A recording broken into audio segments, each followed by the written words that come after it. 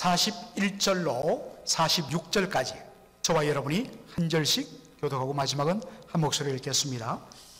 엘리야가 아합에게 이르되 올라가서 먹고 마시소서. 큰 비의 소리가 있나이다. 아합이 먹고 마시러 올라가니라. 엘리야가 갈멜산 꼭대기로 올라가서 땅에 꿇어 엎드려 그 얼굴을 무릎 사이에 넣고 그 사환에게 이르되 올라가 바다편을 바라보라. 저가 올라가 바라보고 고하되 아무것도 없나이다. 가로되 7번까지 다시 가라. 7번째 이르러서는 저가 고하되 바다에서 사람의 손만한 작은 구름이 일어나나이다. 가로되 올라가 아합에게 구하기를 비에 막히지 아니하도록 마차를 갖추고 내려가소서 하라 하니라. 조금 후에 구름과 바람이 일어나서 하늘이 캄캄하여 지며 큰 비가 내리는지라. 아합이 마차를 타고 이스라엘로 가니 다같이요 여호와의 능력이 엘리야에게 임하매 저가 허리를 동이고 이스라엘로 들어가는 곳까지 아합 앞에서 달려갔더라. 아멘.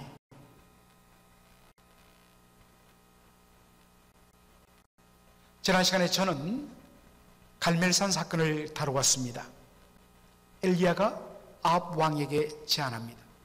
누가 이스라엘의 참 하나님인지 우리가 쌓아놓은 재물에 불을 내려 태우는 그 신이 참신이다.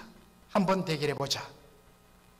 그래서 처음에는 바알 선지자 450명과 아세라의 여신 선지자 400명을 초대하고 갈멜산에서 여호와 하나님의 선지자는 엘리야가 대표로 해서 1대 850으로 싸우자고 했는데 와봤더니 아세라 400명의 선지자는 오지 않고 450명의 아합 바알 선지자만이 온 것입니다. 굳이 여기에 400명 오지 않아도 충분히 이길 수 있다는 것입니다. 일단 숫자적으로 우리가 450대 1인데다가 더군다나 영적 싸움의 대결 장소가 어디입니까? 갈멜산입니다. 여러분, 갈멜산은 바로 이 지중해가 접하는 해변 위에 솟아오른 산입니다. 특별히 고대 기록에 보면 갈멜산은 바알의 산이다, 바알의 산이다 라는 별명을 갖고 있을 정도로 바알 숭배의 본산이었습니다. 소위 홈그라운드, 바알 숭배의 홈그라운드에서 여러분 생각해 보십시오. 정말 우리 한국 축구가 항상 이란에게만 가면 지고 냈습니다. 이유는 이란 국립경기장 10만 명 들어가는 거기에 정말 이란 이슬람들 10만 명이 가득 남자들이 차서 정말 고함을 지르고 소리를 지르는데 거기에 뭐 한인 교민들이 얼마 되겠습니까? 기껏 해봤자 한 100여 명, 10만 대 100 묻혀버리는 것입니다. 그래서 거기에 눌려갖고 멀쩡하던 선수들이 거기만 들어가면 눌려갖고 항상 진 것입니다. 450대 1로 바로 바알 우상 숭배의 본산인 갈멜산에서 영적 싸움을 하겠다는 것입니다. 450명의 바알 선지자들이 아침부터 저녁까지 소리를 지르며 불을 내려달라고 하며 나중에는 춤추며 마지막에는 안 되니까 칼과 창으로 몸을 자위하고 피를 흘리면서 정말 목 놓아 부르짖지만은 저녁 시간이 되도록 도랑 팠던 그 모든 물과 그 주변의 흙까지 완전히 핥아버릴 정도로 바싹 말릴 정도로 그렇게 불이 임했습니다. 여호와 하나님이 이스라엘의 참 하나님이신 것을 보여주신 것이죠. 그리고 450명의 바알 선자들을 잡아갔고 기손 시냇가로 내려가서 그들을 모조리 쳐 죽입니다. 자, 이 사건 후에 완전히 아방은 절망했을 것입니다. 눈에 여호와 하나님이 살아계심을 봤기 때문입니다. 그런 아합 왕에게 엘리야가 제안한 내용이 무엇입니까? 자, 18장 41절 말씀. 엘리야가 아합에게 이르되 올라가서 먹고 마시소서. 큰 비의 소리가 있나이다. 여러분, 아니 도대체 완전히 처절하게 패배당한 아합 왕에게 무슨 의미로 당신은 산으로 올라가서 먹고 마시소서. 이거 뭐 병 주고 약 주고도 아니고 왜 아합 왕에게 엘리야는 산에 올라가 먹고 마시라 했을까요? 여러분, 이 말에 담긴 의미에 대해서 리사 빌이라는 구약학자가 이렇게 설명합니다. 이것은 고대 근동 사회의 언약 체결의 아주 중요한 한 순서란 것입니다. 고대 근동 사회에서는 심지어 부부가 결혼할 때도 반드시 언약서를 작성했습니다. 남편은 아내에게, 또 아내는 남편에게 어떤 것을 하겠다는 언약을 썼습니다. 한 사회, 그리고 나라와 나라 간 모든 것이 커버넌트, 언약을 통하여서 모든 것이 이루어진 사유였습니다. 그래서 언약을 체결할 때에 서로 간에 언약을 체결하고 언약을 맺은 후에 우리가 언약을 맺었다는 표시로서 뭘 하느냐? 그 자리에 앉아서 식사를 같이 합니다. 우리는 밥 먹고 합시다. 그런데 그 사람들은 언약 맺고 밥을 먹는 것입니다. 식사 행위를 통하여서 서로 양 당사자 간에 함께 앉아 밥을 먹음을 통하여 우리는 이제 언약을 맺은 한 공동체라는 것을 선포하는 거예요. 어떤 의미에서 바로 예수님께서 성만찬, 최후의 만찬, 빵과 포도주를 떼어서 함께 제자들과 나누면서 뭐라고 이야기합니까? 이 피는 너희를 위하여 흘리는 나의 언약의 피다. 그래서 이 떡과 이 잔을 함께 나눔으로 우리는 이제 한 언약 공동체가 되었다는 그러한 고백이 되는 것입니다. 여러분, 이것을 잘 보여주는 것이 뭐냐? 바로 출애굽기 19장 이하에 나오는 시내산 언약입니다. 하나님께서 출애굽시키고 홍해를 갈라 바로 광야로 인도하여 시내산에 도착한 이스라엘 백성들에게 하나님께서 하늘로 시내산 꼭대기에 내려와서 이스라엘 백성들과 맺은 것이 바로 언약이었습니다. 여러분, 언약의 핵심은 뭐냐? 나는 너희의 하나님이 되고 너희는 나의 백성, 하나님의 백성이 되는 것. 하나님께서 나의 하나님이시며 우리가 하나님의 백성됨을 고백하며 그것을 온전히 드러내는 내용이 뭐냐? 바로 십계명입니다. 그리고 출애굽기 20장의 십계명을 주시고 나서 그리고 20장 후반부로부터 23장에 걸쳐서 수많은 다양한 율법들이 나오는데 그것은 십계명을 구체적으로 적용한 법입니다. 그런 후에 하나님께서 이 모든 언약의 말씀을 기록하게 하고 그것을 백성들에게 들려줍니다. 이렇게 너희들이 나를 여호와 하나님으로 믿고 오직 하나님만 사랑하며 그리고 하나님께서 지으신 모든 이웃들을 사랑하며 이렇게 하겠느냐? 라고 들을 때에 이스라엘 백성들이 어떻게 반응하느냐? 출애굽기 24장 7절 말씀입니다. 언약서를 가져 이 모든 십계명과 십계명을 구체적으로 적용한 여러 율법들을 기록한 언약서를 가져서 백성들에게 낭독하여 들리매 백성들이 가로되 여호와의 모든 말씀을 우리가 준행하리다. 이 말씀을 온전히 우리가 지켜야 드디어 하나님 백성다운 그러한 삶을 산다는 것입니다. 자, 그렇게 백성들이 맹세합니다. 그렇게 하자 모세가 어떡합니까? 자, 그 다음에 일어날 일 출애굽기 24장 9절로 11절 말씀입니다. 모세와 아론과 나답과 아비후, 아론의 두 아들 나답과 아비후와 이스라엘 장로 70인, 이스라엘의 장로 70인이 올라가서 이스라엘 하나님을 보니 그 발 아래는 총을 편듯하고 하늘같이 청명하더라.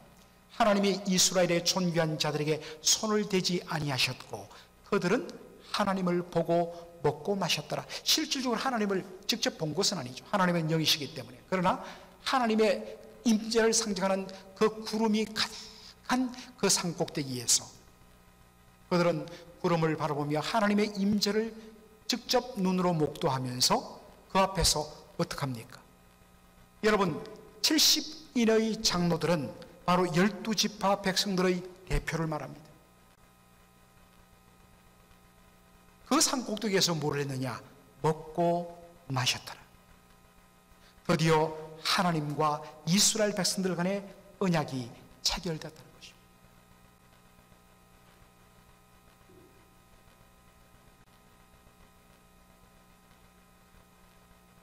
여러분, 아방은 이러니 저러니 하도 북왕국 이스라엘 백성들의 대표입니다. 지금 아방이 백성들을 대표하여 산 위로 올라가는 것입니다.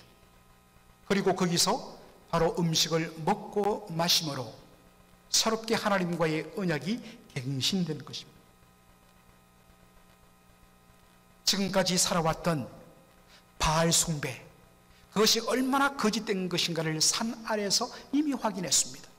오직 여호와 하나님만이 유일하신 하나님밖에 없는 것을 확인했습니다. 여러분, 제가 지난번에도 말했지만은 십계명의 1계명이 무엇입니까? 너는 나 외에는 내게 다른 신을 두지 말지니라. 오직 여호와 하나님, 그분만이 유일하신 참 하나님이기 때문에 하나님 말씀입니다. 다시는 바알을 섬기지 말고 오직 나 여호와만을 섬기라. 이것이 바로 아합이 백성들의 대표로서 산 위에서 하나님과 언약을 갱신하는 내용이었고, 그 언약을 체결하는 하나의 확정으로서 산 위에서 식사를 한 것입니다. 먹고 마심을 통하여서 하나님과 아방 사이에 언약이 체결되는 동안 엘리야가 한 것은 무엇이었습니까? 이스라엘 백성들에게 비를 내리도록 하나님 앞에 간절히 기도하는 것이었습니다. 그런데 어떻게 보면 과연 이렇게 할 필요가 있을까? 왜냐? 열왕기상 18장 1절에 하나님이 뭐라고 이야기하십니까? 많은 날을 지나고 제3년에 여호와의 말씀이 엘리야에게 임하여 가라사대 너는 가서 아합에게 보이라. 내가 비를 지면에 내리리라. 하나님께서 비를 내리시겠다고 분명히 약속하셨습니다. 그리고 지금까지 하나님의 이 진노를 받아 가뭄이 들었던 근본 원인인 바알 숭배가 얼마나 거짓되고 헛된 것인가가 만천하에 드러나면서 백성들이 바알 선지자 450명을 다 죽여버립니다. 그리고 아합이 하나님 앞에 항복하여서 어쨌든 나중에는 상황이 바뀌지만은 산 위에서 하나님과 언약을 갱신하면서 갱신하는 정표로서 함께 식사를 합니다. 그러면 이제 자동적으로 하나님께서 모든 상황이 종료되고 모든 문제들이 거쳐졌기 때문에 지면에 비를 내리는 것, 그 적시로 후두둑 비가 내리는 것이 마땅합니다. 그런데 왜 엘리야는 여러분 하나님께 기도하셨을까요? 아니, 왜 하나님은 내가 비를 지면에 내리라 약속하셨음에도 불구하고 엘리야를 통하여 기도로 통하여서 비가 내리도록 하나님 그렇게 일하셨을까요? 여기에 하나님의 특별한 뜻이 들어있다는 것입니다. 많은 경우에 하나님은 우리의 기도 없이 얼마든지 하나님은 독자적으로 역사하십니다. 때로 우리가 불신한다고 해서, 믿지 않는다고 해서, 우리가 믿지 않기 때문에, 우리가 기도하지 않았기 때문에 하나님의 일 못하시느냐? 그럴 리 없습니다. 전능하신 하나님이십니다. 그러나 많은 경우에 하나님은 하나님의 백성의 기도에 대하여 응답하는 방식을 통하여 하나님의 뜻을 이루기를 기뻐하신다는 것입니다. 이것이 라포 데일 데이비스 교수님의 해석입니다. 참 은혜롭죠. 제가 수많은 이 구약학자들을 이렇게 접해봤지만은 참 이 데이비스 교수님처럼 목회적이고 영적이고 실질적으로 적용하는 정말 너무너무 훌륭한 학자입니다. 왜 하나님께서 이런 방식을 통하여 역사하시는가? 이것은 바로 하나님께서 우리를 하나님의 뜻을 이루는 역사 가운데로 초대하여 그 은혜와 영광을 함께 맛보도록 하기 위한 하나님의 놀라운 배려가 그 속에 담겨 있다는 것입니다. 이를 통하여서 눈앞에서 하나님의 살아계신 역사를 생생하게 경험하고, 이를 통하여 하나님 당신께서 약속하신 것을 반드시 지키시기는 신실하신 하나님임을 정말 하나님의 선하심을 맛보아 알지어다. 그 맛을 한번 보면 더 은혜 가운데로 빠져들어가게 됩니다. 그래서 하나님의 약속을 붙들고서 하나님이여 역사하여 주옵소서 해서 그 기도가 응답됨을 통하여 더 살아계신 하나님의 역사를 진하게 맛볼 수 있어요. 그런 것을 한번 맛보면 사람이 정말 짜릿짜릿하죠. 그래서 더 은혜를 사모하게 되고 더 기도하게 되고 더 하나님의 선하심을 맛보게 되는 은혜의 선순환이 끊임없이 일어나는 것입니다. 하나님은 바로 우리의 영적인 유익을 위하여서 당신의 뜻을 이루는데 우리의 기도를 사용하여 역사하시기를 원하신다는 것입니다. 이것을 여러분 잘 보여주는 말씀이 어디에 나옵니까? 에스겔서 36장 36절로 37절 우리가 다 같이 보도록 하겠습니다.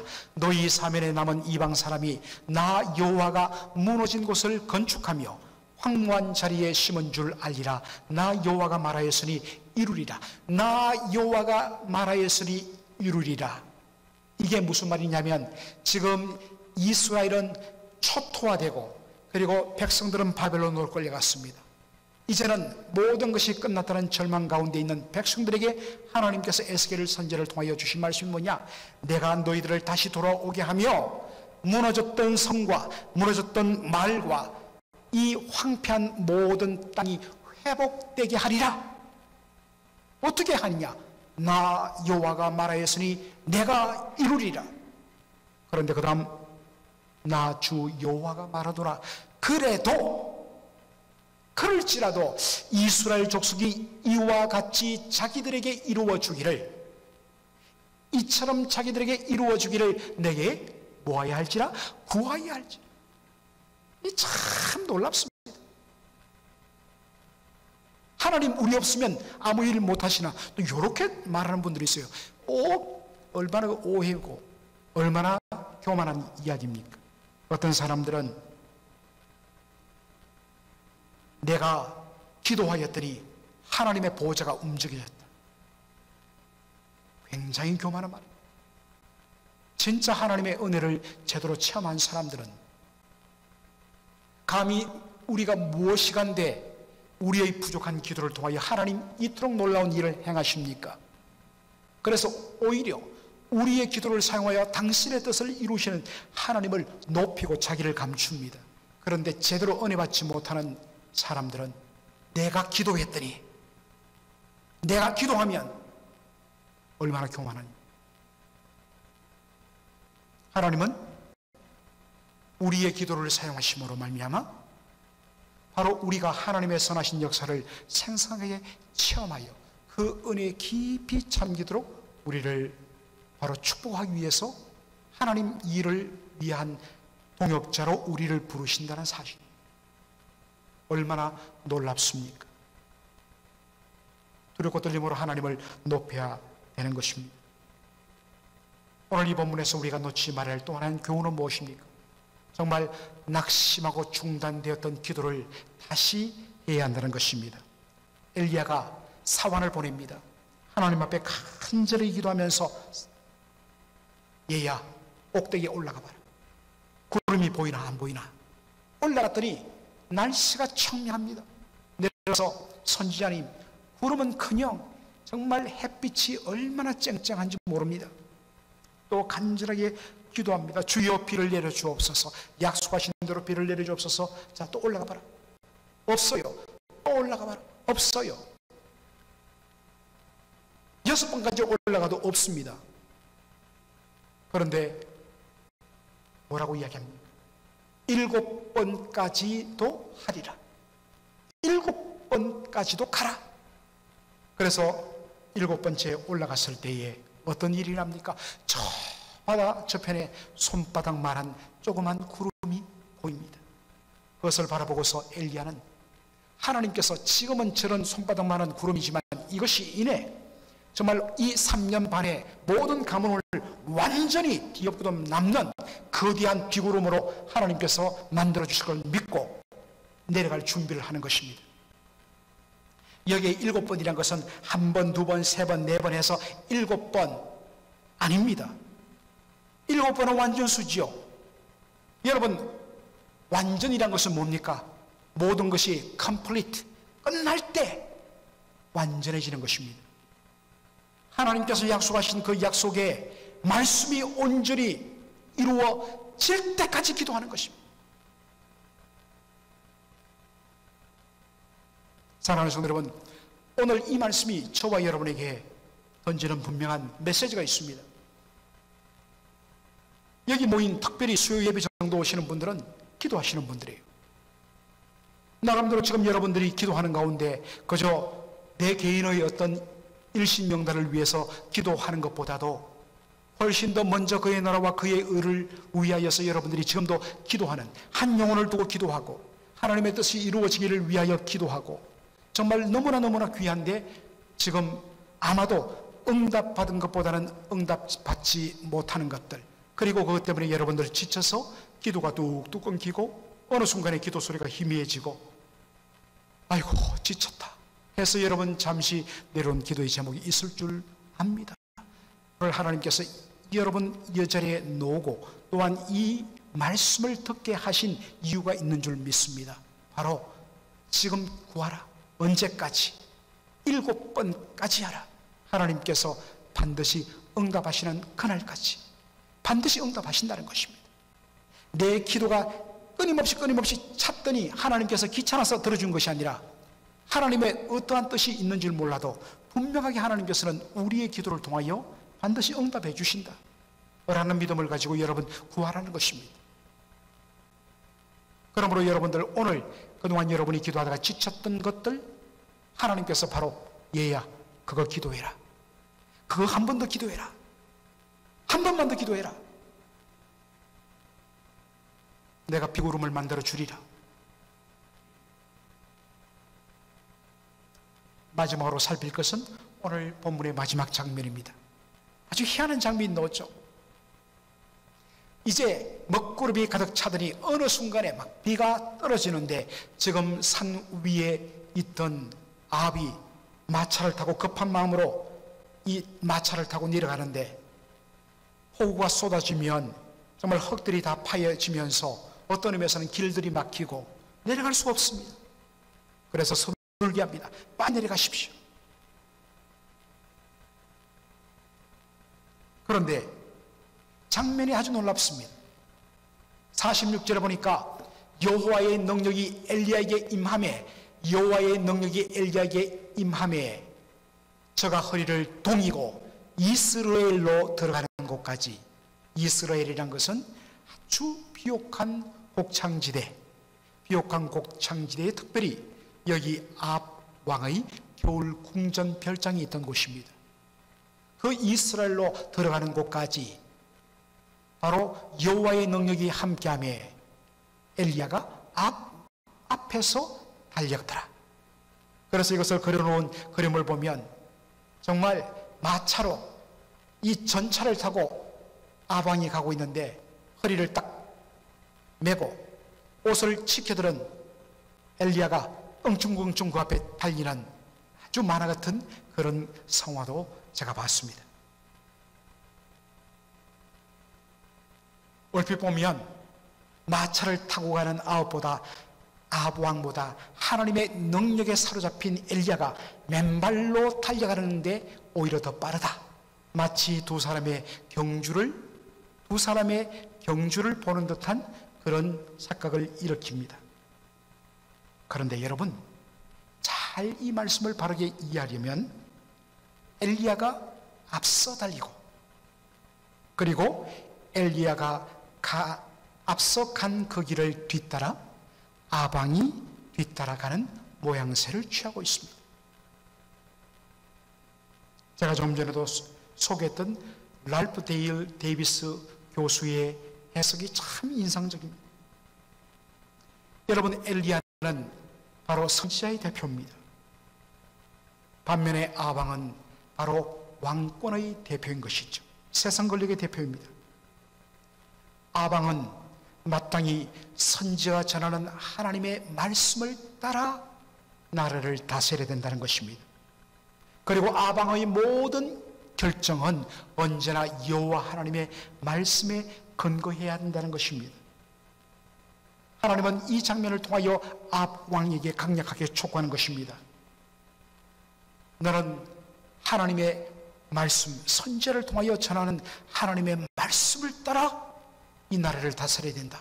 이것을 하나님 보여주시기 위하여서 이 그림을 보여주신 것입니다. 사랑하는 성도 여러분, 우리 성도의 삶은 바로 하나님의 말씀과 동행하는 삶입니다.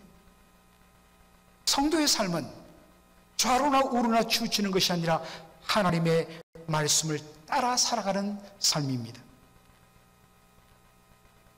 그렇게 살기 위해서는 어떻게 살아야 되냐?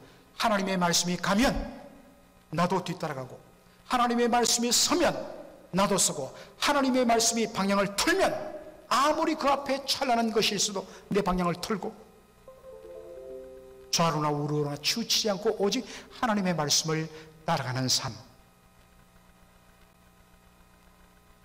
이것이 바로 이 본문이 보여주는 메시지란 것입니다. 엘리야가 앞서고 그 엘리야가 간 길을 따라 아합이 뒤따라가는, 거기에 생명길이 있다는 것입니다. 그런데 아합은 결국에 19장 보면 어떡합니까? 18장에서 완전히 무너지고 패배하고 하나님만이 유일한 하나님을 믿고 언약 체결을 하며 식사를 하고서, 그리고 엘리야가 앞서가는 그 길을 뒤따라간 후에 내려가서는 그의 아내의 말에 완전히 휘둘려서 다시 옛날로 돌아가 버리는, 그래서 죽습니다. 그래서 열왕기상 22장은 아합 왕의 죽음으로 끝나는 것입니다. 사랑하는 성도 여러분, 말씀보다 내가 앞서가지 않습니까? 말씀이 이 길만이 살 길이요 생명의 길이라고 가르치는데, 그것이 싫어서 말씀과는 반대 방향으로 죽음의 길로, 사망의 길로 여러분 지금 가고 있지는 않습니까? 지금 여러분이 서 있는 곳은 어디입니까? 여러분이 무엇을 바라보고 무엇의 인도를 받아 지금 걸어가고 있습니까? 오늘 이 본문은 우리에게 그와 같은 메시지를 던지고 있습니다.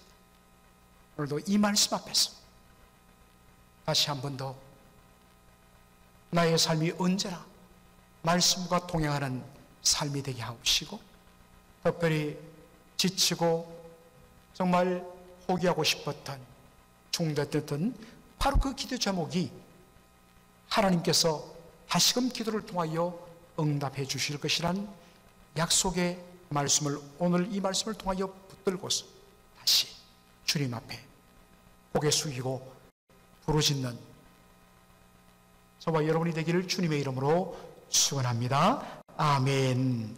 아멘. 여러분, 이 시간 우리 함께 각자 우리 한번 기도하도록 하겠습니다. 여러분, 오늘 이 두 가지 말씀, 하나님이여, 하나님의 말씀 이끄시는 대로 동행하게 하여 주옵소서, 따라가게 하여 주옵소서. 또한 지금 여러분 분명히 기도하다가 낙심되어 중단한 제목들이 있을 것입니다. 바로 오늘 하나님께서 그거 응답해 주시려고 오늘 이 밤에 여러분 부르셨습니다. 그리고 도전 주십니다. 7번 기도해라. 반드시 응답해 주게. 우리 오늘 여러분들 각자 기도 제목을 가지고 우리 하나님 앞에 반주해서 우리 간절하게 우리 한번 반주 좀 해주세요. 우리 같이 한번 기도하도록 하겠습니다. 살아계신 우리 아버지 하나님, 은혜와 사랑을 감사드립니다. 오늘 아버지 하나님이여, 열왕기상 18장 41절로 46절의 말씀을 통하여서 아버지 하나님이여, 하나님의 놀라운 뜻을 발견하게 하여 주시니 감사합니다. 아버지 하나님이여, 아버지 하나님이여, 아버지 하나님이여, 언제나 우리가 주의 말씀을 앞세우고 그 말씀에 아버지 하나님의 인도를 받아 주께서 가라시면 가고 주께서 설하시면 서고, 하나님 아버지여, 온전히 주의 말씀의 그 권위 아래 온전히 우리를 굴주복시키며 주의 뜻에 순복하는 좌로나 우로나 치우치 않고 오직 말씀에서는 저희들의 삶 될 수 있도록 인도하여 주시기 원합니다. 하나님, 우리 아버지 말씀을 통하여 주께서 환히 보여주시는 대로 아버지 하나님이여, 어리석게 뒤돌아갔다가 멸망당한 아방의 전천을 밟지 않게 하여 주시고, 아버지 온전히 주의 말씀을 붙들고 믿음으로 아버지 하나님의 말씀과 동행하는 저희들의 삶되게 인도하여 주시옵소서. 아버지 하나님의 특별히 우리 사랑하는 성도들 아버지 하나님이여 기도하다가 먼저 너희 나라와 그의 의를 간절히 구하다가 하나님 우리 아버지 응답이 보이지 않아서 아버지 하나님의 구름이 한 조각도 보이지 않은 같아서 하나님 우리 아버지여 낙심되고 좌절되어서 하나님 아버지 포기하고 아버지 하나님의 입술을 닫아버리는 그런 기도의 제목들이 있습니까? 아버지 하나님 바로 오늘 이 시간에 주께서 저희를 통하여 그 기도를 하라고 부르신 줄로 믿습니다. 그리고 아버지 하나님이여 반드시 오늘 이 약속의 말씀 붙들고 기도하는 우리 귀한 성도들 가운데 하나님 그 기도의 제목들이 다 이루어져 하나님 위대하시로다 하나님의 위대하심을 아버지 하나님 온전히 고백하며 찬양하는 저희들 될 수 있도록 인도하여 주시옵소서. 감사하며 예수님의 이름으로 기도옵나이다. 아멘. 주 예수 그리스도의 은혜와 아버지 하나님의 무한하신 사랑하심과 성령의 위로교통 충만 역사하심이 온전히 우리 주님께서 우리의 연약한 기도를 사용하셔서 하나님의 뜻을 이루는 도구로 사용하여 주신다는 이 놀랍고 영광스러운 사실 앞에 두렵고 떨림으로 주 앞에 약속의 말씀 붙들고 기도하되 특별히 낙심하여서 구하기를 중단했던 그러한 기도 제목이 되어서 하나님 반드시 신실하심에 응답하실 것으로 믿고 간절히 기도하며 그 모든 영광을 하나님 앞에 돌려드리기를 원하는 모든 주의 백성들 심령 위에 이제로 영원토록 함께 있을지어다. 아멘.